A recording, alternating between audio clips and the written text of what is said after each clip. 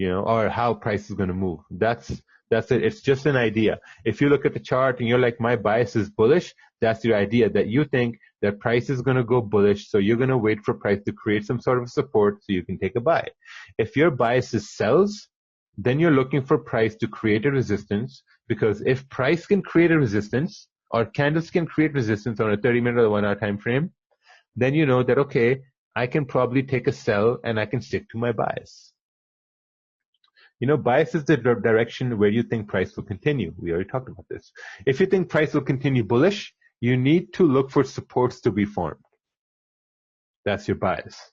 Now a lot of people, they go down the rabbit hole saying, oh, you know what if the daily is like this, and the 4 hours like this, and the 1 hour is like this, and the 30 minutes like this? Man, think about it. There are infinite amount of scenarios that can play out. Infinite amount of scenarios. Man, I can spend the whole day talking about different scenarios, but we only talk about the most generic scenarios, and then we go off from that, because most of your learning, it comes from the chart.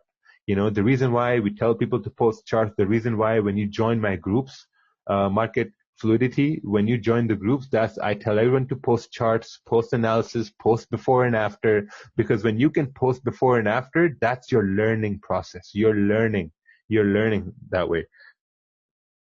So choosing a bias is when you're looking at the charts, or you're looking to see if price is making highs or if price is making a low. If price is making a high on the 1 hour or the 4 hour, then there's a higher chance that the bias is bullish. I mean, that's just simple. If price is making a low on the 4 hour or the 1 hour time frame, then that means price is in a bearish bias. All right. How to enter when price is moving quick?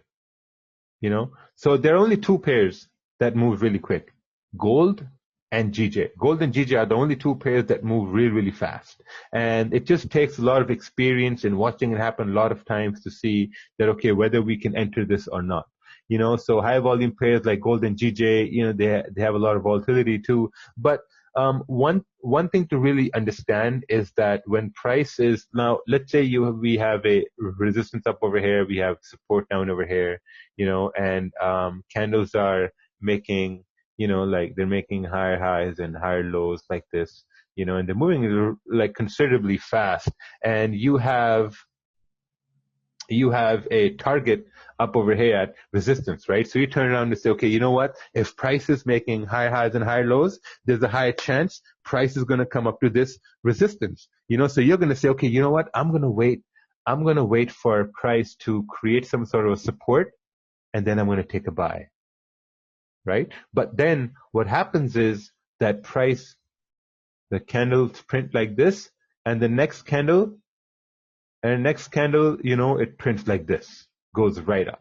And you're like, oh man, I was waiting for it to create support so I can take a buy, and I couldn't take a buy, because that support did not form. So what do you do in this case? When this happens, you miss the trade, you look at it. You're like, okay, fuck man, I missed this trade. How could I have taken this trade? What was there in the market that I saw I could have executed on? Or maybe what was there in the market that I saw that I can use this information, take it to the next day, and then try to take the same trade? So when you have candles making higher highs and higher lows, now sometimes, you see me take trades on live streams. I'm just going to say, okay, you know what? This candle is making a high. I'm going to take a trade here and anticipate the next candle to go up. And the next candle goes up. And someone turns around and says, but why didn't you wait for a retest? Because I've seen this happen a lot of times. When price is making higher highs and higher lows, you just gotta like execute. That execution comes from watching it happen over and over again. It comes from having experience. Whenever I'm seeing higher highs and higher lows being made and there's a target not too far away, I'm going to be executing on the probability, right? This is very important. You're executing on the probability that the next candle should continue moving up. That's what you're executing on, the probability. In the same way, when price is moving bearish, let's say you have a, let's draw this over here. You have something like this, and you have price.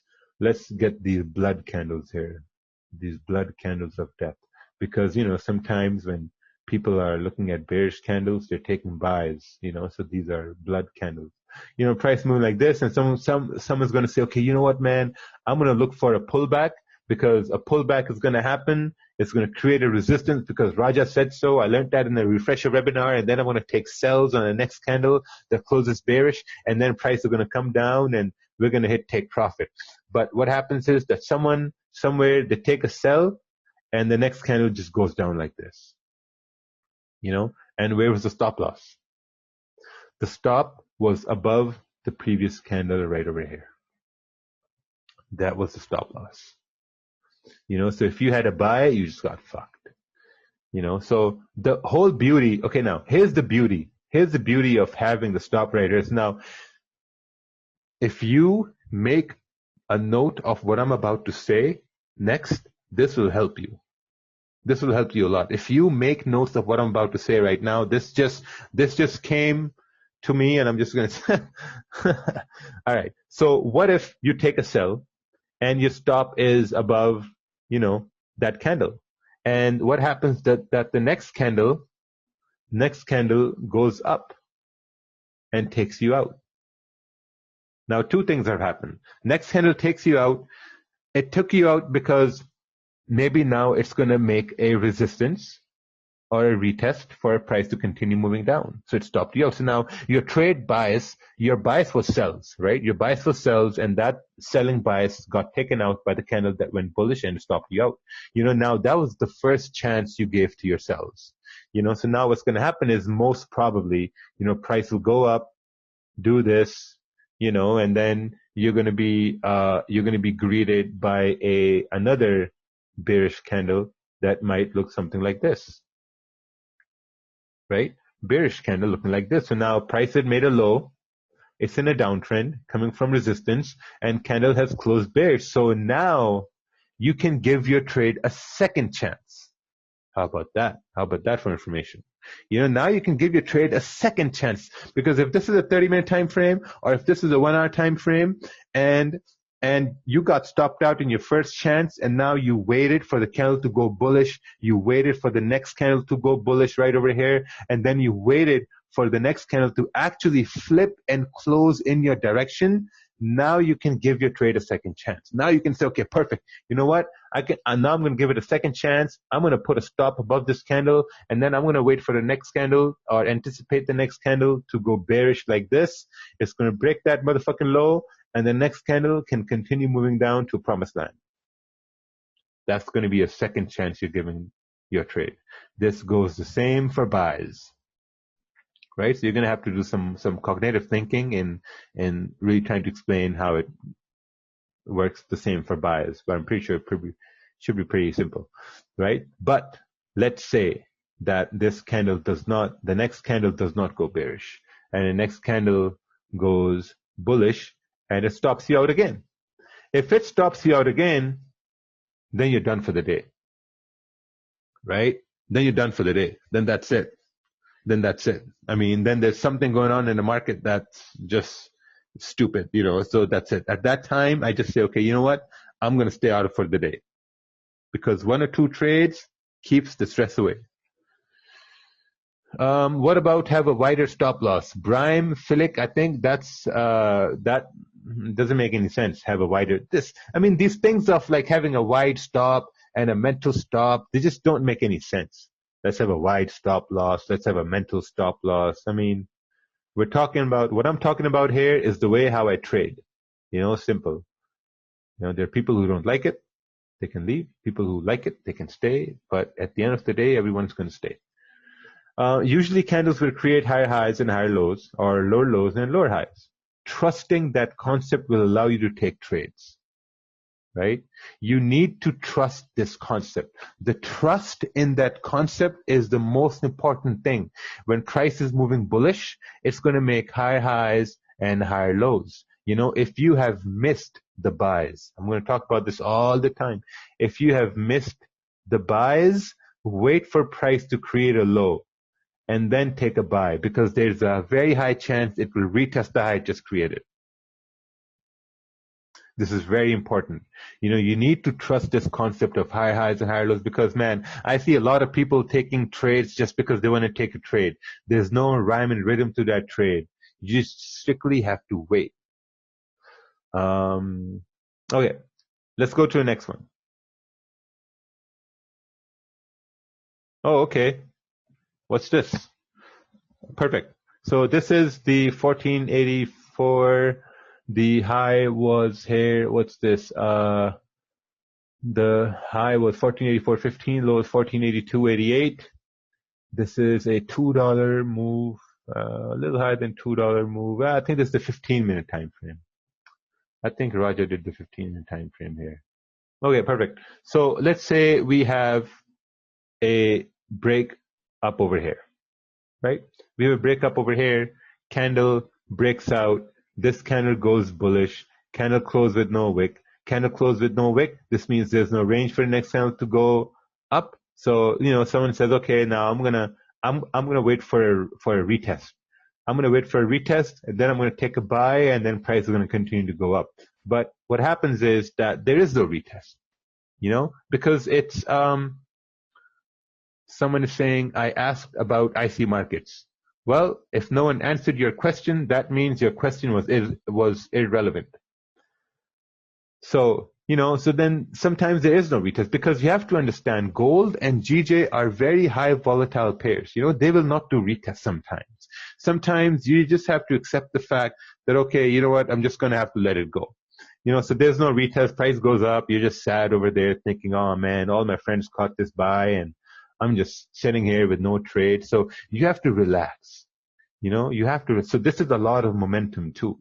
This is a lot of momentum and there's no retest. But when price is moving up, what is it going to do when price moves up? Price is going to make a high. And then you got to wait for support to be formed, right? And then a support is formed, right over here. You have a support formed. You have candle that closed bearish. You have a candle that closed bullish. Someone can turn around and say, okay, we're going to take a buy, right? So when you take a buy after this bullish candle in the anticipation of what we have learned so far, right? Yes, this is recorded. Fuck, man. This is recorded till the 30th December. After 30th December, this is not going to be on YouTube. Okay, right? So you have candle closing bullish. Now you can anticipate the next candle to go bullish, right? But the next candle closes bearish. Now what do you do? What do you do when the next candle closes bearish? What I'm going to do is I'm going to take off half of the position because now I don't know whether the next candle is going to go bullish or not because this one closed bearish. I just don't know. I just don't know what's going to happen. So I'm going to exit the trade. Most probably I'm going to exit the trade and I'm going to wait for the next candle. Right? So now what happens? You have the next candle that closes bullish. You're like, okay, perfect. This is support. Support has been formed. Support has been identified. We have this area to fill. There's a very, very strong momentum. So there's a high chance that price will continue up and break this high and we're going to continue on to our merry way. But in reality, what happens? You have this bearish candle that stops you out, right? Once this candle stops you out, oh, hi, Sinan. All right, so we're going to take a little 2-minute break. Actually, a 1-minute break. I'll be right back.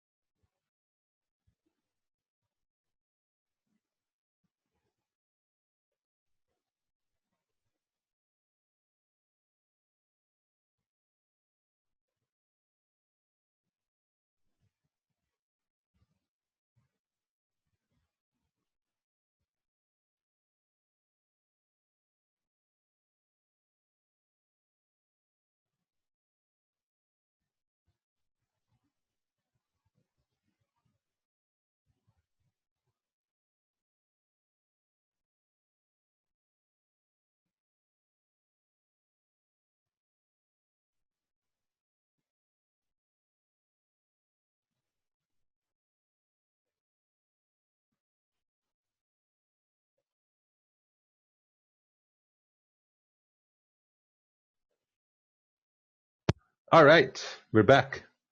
Perfect. So then you have this bearish candle that stops you out. So now you're like, okay, so now I'm just going to probably wait. Now I'm going to wait to see what's going on. So you're waiting this bearish candle. You have a bullish candle. It's still below this area. And then you have this bullish candle right over here. Now essentially this bullish candle now, it matches up with the resistance here to the left, but now you're going off of the probability. You're going off the probability that, okay, what's the chances or what's the probability that the next candle is going to go up? Because we have such a heavy uptrend. So now you're going off the fact that, okay, since we're making higher highs and higher lows, price needs to respect this low and continue moving bullish. And then, essentially price starts to move bullish after this. So at the end of the day, you're placing your trust in the fact that if price is bullish, candles have to make higher highs and higher lows. That's very, very important. It was right over here. See? And now when we look at price, let's say somewhere over here, let's take a look at this example right over here. So price made a high. Price made a high. You're like, okay, perfect.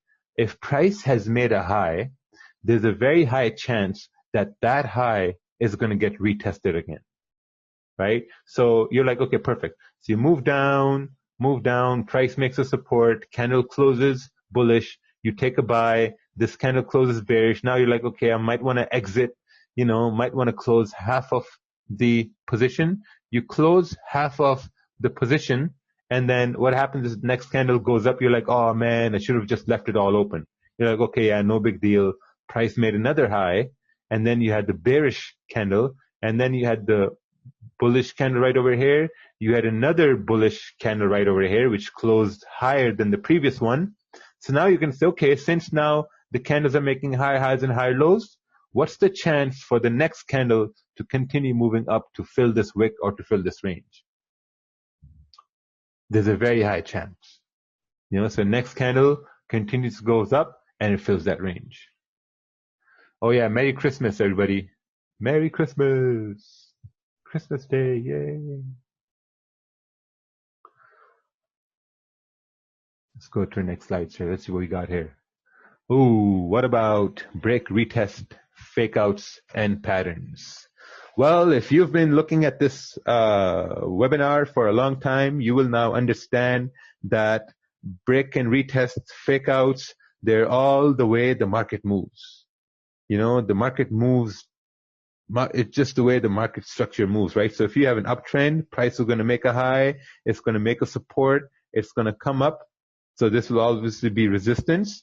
It will break this resistance, it will come down, and it will retest, and it will continue up again, right? So these things that you're looking at right over here, this is where you're looking at candles closing bullish. This is where you're looking at candles closing bullish, because if you have candles closing bullish, then there's a high chance for the next candle to continue moving bullish, right? We'll see if we'll have some time for simulations. We'll see. Trading based on candlesticks is the complete understanding on how they move. At the end of the day, you have to really understand how candles move, how they behave, when or where they make higher highs and higher lows. That's all done on practice. I mean, you can ask all questions you want. You can ask, oh, what if this, what if that, what if here and there. There are infinite amount of possibilities, and the best learning is done when you look at the charts, you review charts, you look at the candles, how they're moving, and you really start to see that how could you have taken a winning move. Whenever price makes a high or a low, there's a 70 to 80% chance it will be retested. And this is the way how I have made consistent profits in the last, year and a half. This is it. This is the way I made consistent profits. Whenever price makes a high or a low, there's a 70 to 80% chance it will be retested. Over and over and over again. This is all what I've done. So you have to really understand how the candles are really functioning and moving. So now let's go to the next section here. Let's see what we got. Where is it? Oh, so yeah, so that's your edge in the market, right? Your edge in the market is to identify a move that's going to happen 70 to 80% of the time. And for me, that's in trending markets. In ranging markets, don't trade in ranging markets. That's bad. In trending markets, you have to trade in trending markets. When price is moving up, that means it's creating a high. When price creates a high, it will create a support and it will have a higher chance of retesting that high. Same goes for when price is making a low. When price makes a low, that means it's in a bearish momentum. And when price makes a low, it will pull back. It will create a mini resistance. And then there's a 70 to 80% chance it will retest that low. Right? It will retest that low. I know I'm moving fast because I have a time constraint here. So, you can always rewatch this back. You can rewatch it 4 or 5 times. So you're going to get some more understanding of this too. Now, what about emotions?